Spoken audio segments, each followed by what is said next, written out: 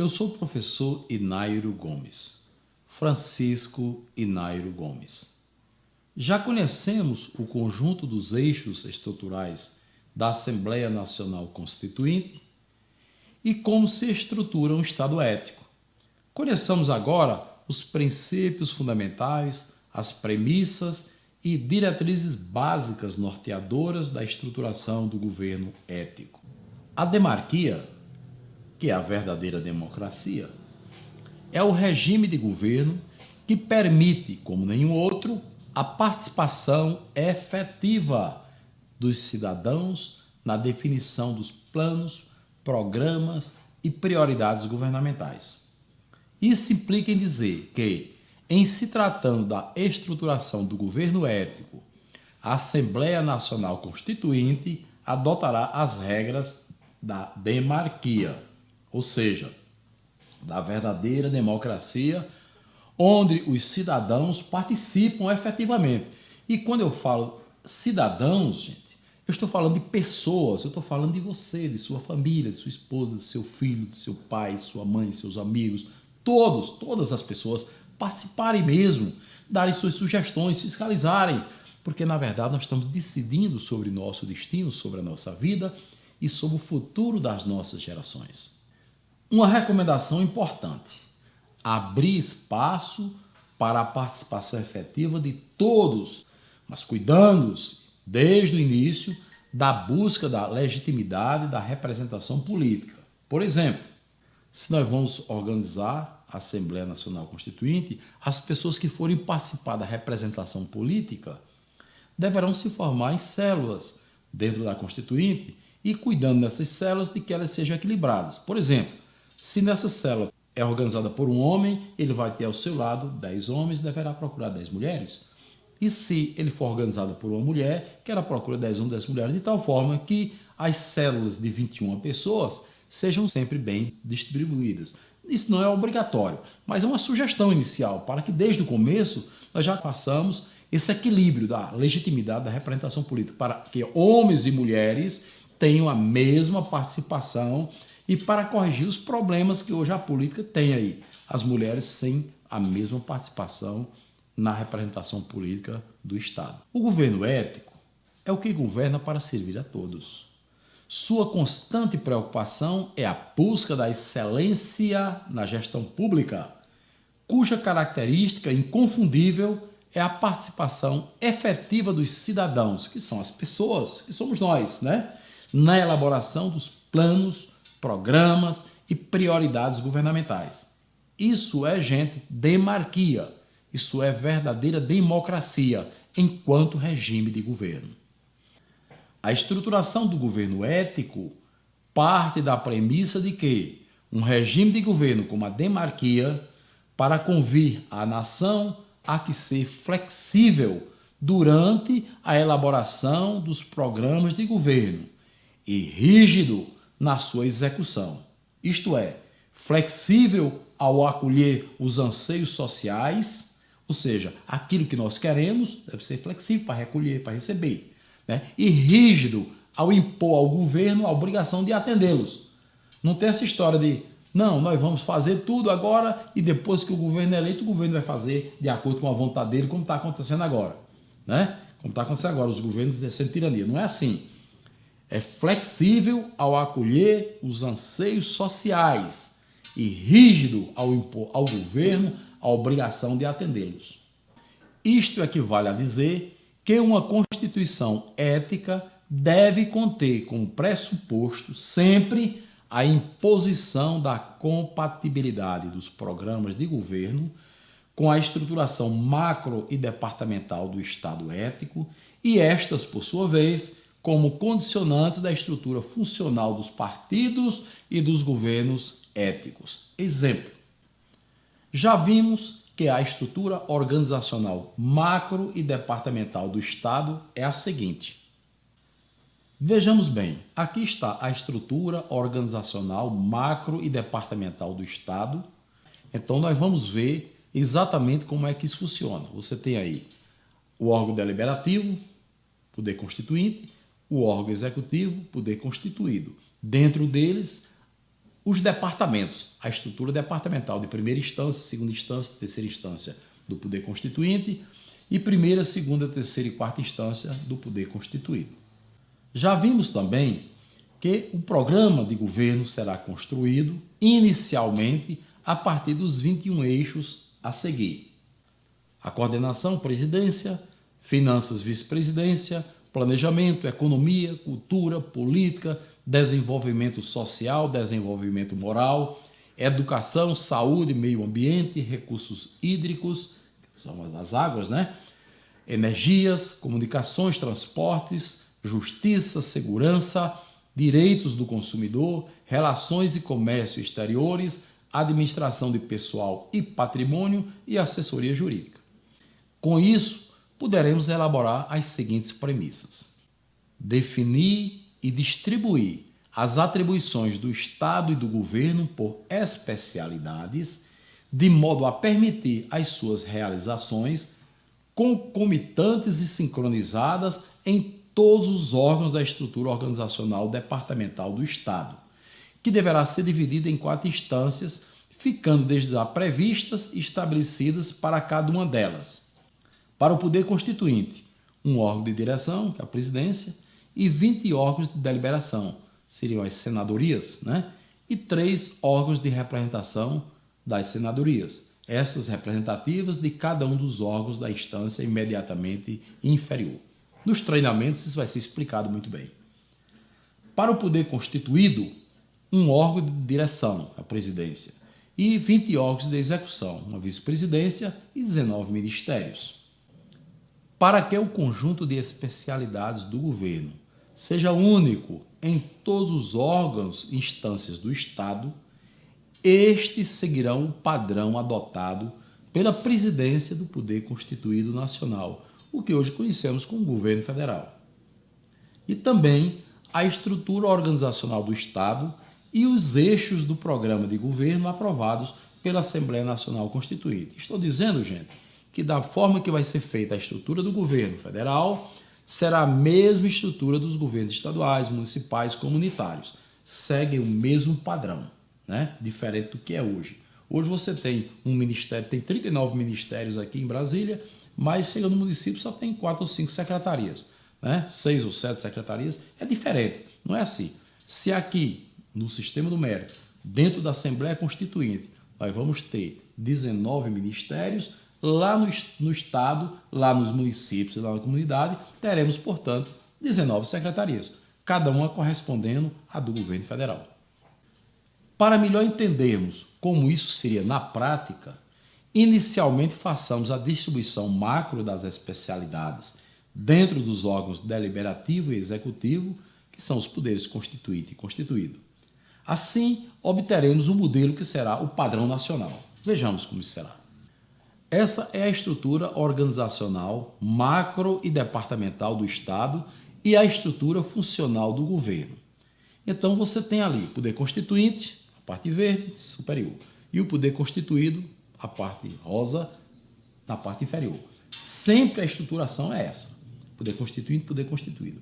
Dentro dos 2 órgãos, constituinte e constituído, você tem ali aquelas 2 pirâmides coloridas, cheias de faixas coloridas, né?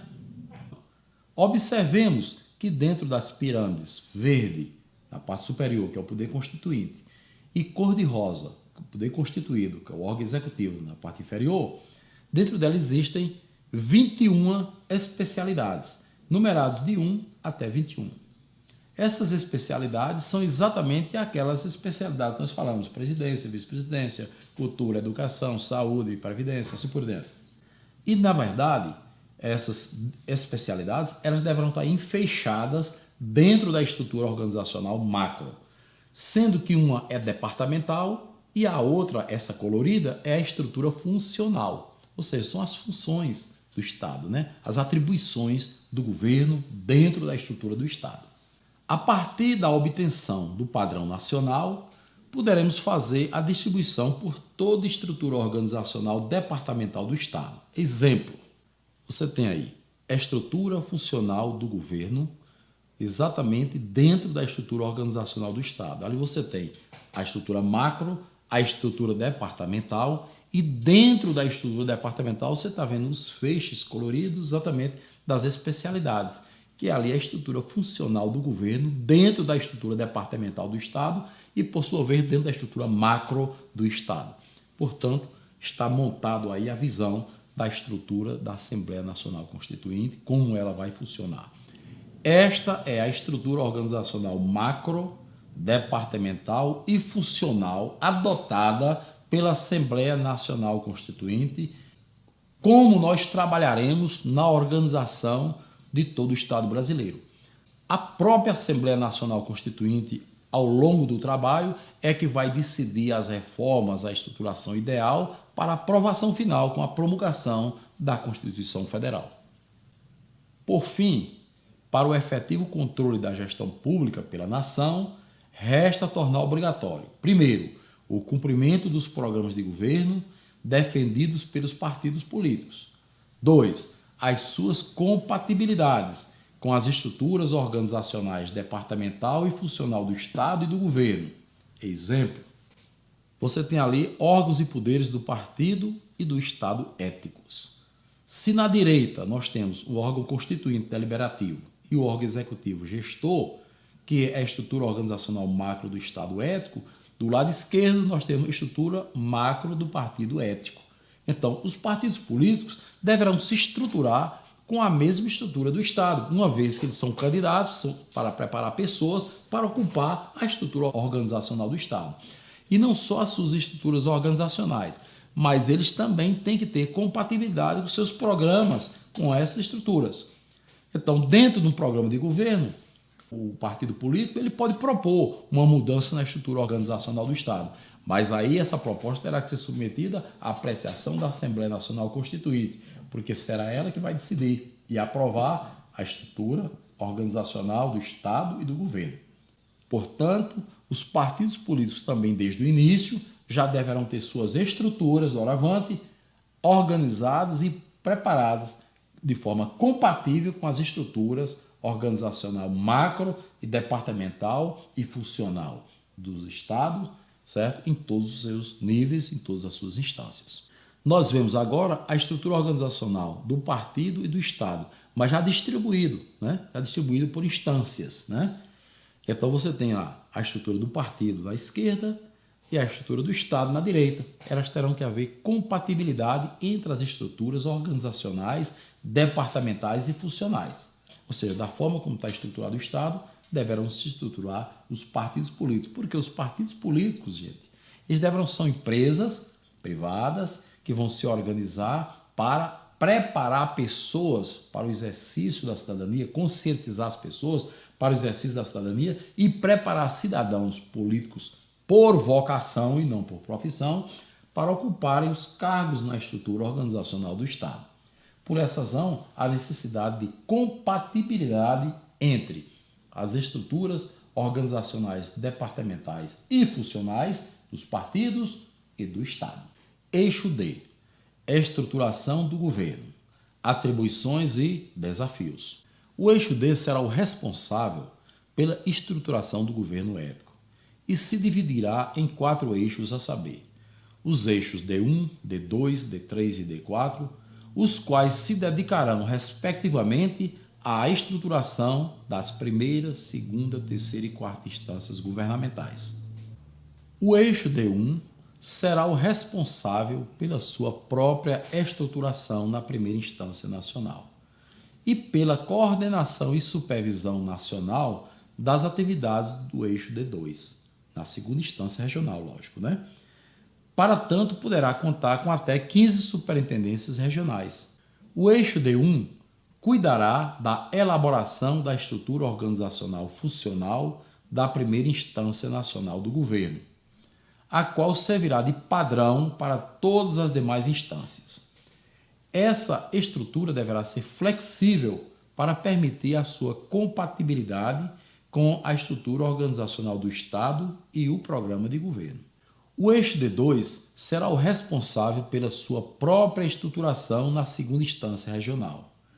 A ele também compete a tarefa de coordenação e supervisão das atividades do eixo D3 na terceira instância, que é a instância municipal, naqueles municípios enquadrados no âmbito das unidades geopolíticas. Ou seja, tem uma unidade geopolítica, dentro da unidade geopolítica tem os municípios que fazem parte daquela unidade geopolítica, e essas unidades municipais, né, serão coordenadas exatamente pela segunda instância daquela unidade geopolítica. Na elaboração da estrutura organizacional funcional da segunda instância regional do governo, o eixo D2 seguirá o padrão nacional adotado para as demais instâncias. Para tanto, deverá ser flexível e totalmente compatível com a estrutura organizacional do Estado e o programa de governo. O eixo D3 será o responsável pela sua própria estruturação na terceira instância municipal. A ele também compete a tarefa de coordenação e supervisão das atividades do eixo D4 na quarta instância comunitária. Isso naquelas comunidades enquadradas no âmbito de cada município. Na elaboração da estrutura organizacional funcional da terceira instância municipal do governo, o eixo D3 seguirá o padrão nacional adotado para as demais instâncias. Como as demais, deverá ser flexível e totalmente compatível com a estrutura organizacional do Estado e o programa de governo. O eixo D4 cuidará da elaboração da sua estrutura organizacional funcional da quarta instância do governo comunitária e seguirá o padrão nacional adotado para as demais instâncias. Para tanto, também será totalmente compatível com a estrutura organizacional do Estado e o programa de governo. Da análise criteriosa dos cenários nacional e internacional, dos estudos, pesquisas e princípios já apresentados, emergiram premissas básicas de um plano diretor de metas a ser submetido à apreciação e aprovação da nação brasileira, adoção pelo Estado e execução como programa de governo. Na sequência, apresentaremos essas premissas e diretrizes inseridas como sugestões iniciais nos eixos que nortearão os trabalhos de elaboração dos programas de Estado e de governo a serem debatidos, aprimorados e, ao fim dos trabalhos, aprovados e promulgados pela Assembleia Nacional Constituinte.